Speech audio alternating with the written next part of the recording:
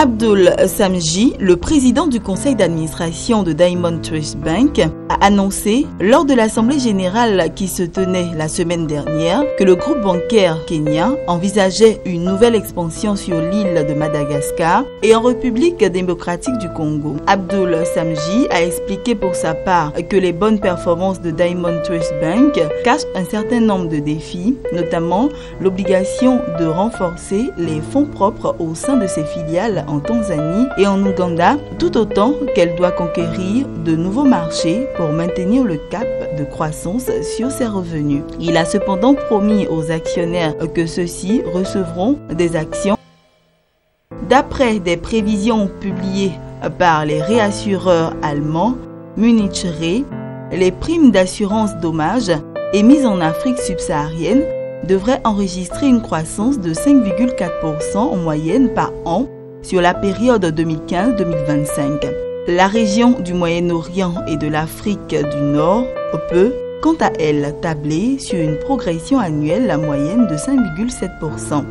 En 2025, la Chine devrait accéder au rang de deuxième marché mondial de l'assurance derrière les États-Unis, mais devant le Japon et le Royaume-Uni, selon le premier réassureur à l'échelle mondiale. Le Brésil et l'Inde se hisseront respectivement au 9e et au 10e rang. Ces données justifient l'empressement des plus grands assureurs occidentaux à prendre des positions fortes dans les pays émergents.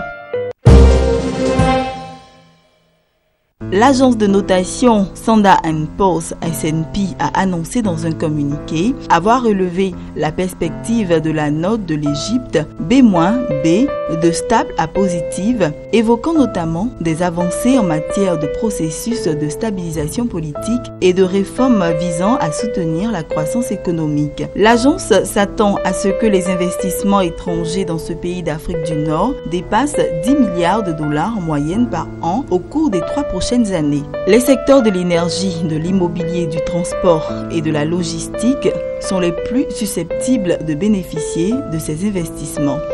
S&P prévoit par ailleurs une croissance du PIB réel de l'Égypte d'environ 4,3% en moyenne annuelle durant la période 2015-2018 contre une moyenne de 2,1% au cours de la période 2011-2014.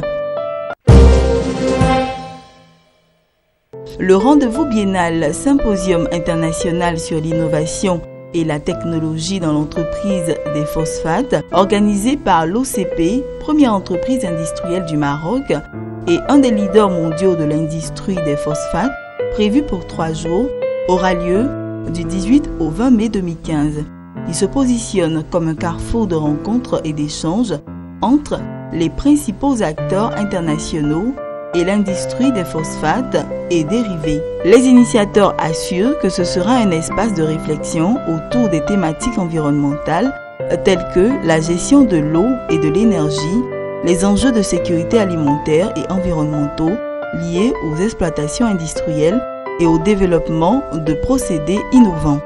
Ce sera l'occasion d'échanger entre professionnels et décliner les engagements de l'OCP dans le secteur primaire africain.